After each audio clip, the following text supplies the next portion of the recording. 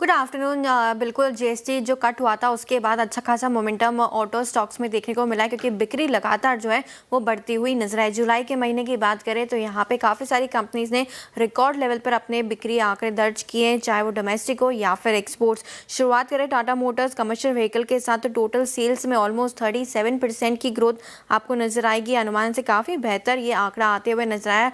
और domestic sales की बात करें तो 28% की ग्रोथ जुलाई के मंथ में देखने को मिली है। Passenger vehicle, Tata motor passenger vehicle की बात करें तो अनुमान से बेहतर यहाँ पर भी ऑटो सेल्स के आंकड़े आते हुए नजर आए। 60,000 यूनिट का जो एस्टिमेट था उसके अगेंस्ट 63,760 के आसपास बिक्री यहाँ पर गाड़ियों की होती हुई नजर आई है। टोटल सेल्स ऑलमोस्ट 60% की ग्रोथ यहाँ पर देखने को मिली है।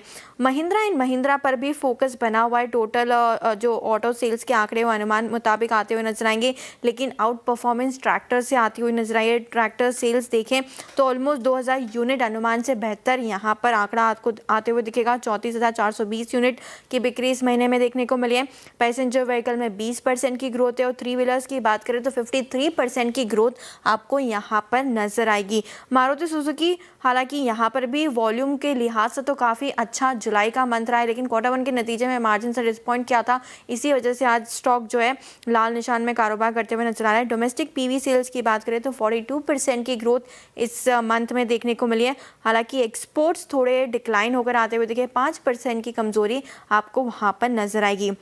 Hyundai मोटर्स इंटरेस्टिंगली यहाँ पर भी नंबर्स काफ़ी बेहतर आते हुए नजर आए। 25% की टोटल सेल्स में ग्रोथ इस क्वार्टर में, इस जुलाई के मंथ में देखने को मिली है। और एक्सपोर्ट्स की बात करें तो कंपनी का कहना है कि हाईएस्ट एवर मंथली एक्सपोर्ट्स जो है जुलाई के मंथ में आते हुए नजर आए। आयशर मोटर्स, पहले कमर्शियल व्हीकल की बात कर लेते हैं, 16% की ग्रोथ वहाँ पर आती हुई नजर आई। और रॉयल एनफील्ड की बात करें तो वहाँ पर भी 34% की ग्रोथ आपको जुलाई के महीने में दिखेगी। अब टोटल सेल्स में डोमेस्टिक काफ़ी स्ट्रॉन्ग परफॉर्मेंस, 38% की ग्रोथ, और एक्सपोर्ट्स भी देखें तो 10% की ग्रोथ वहां पर भी है।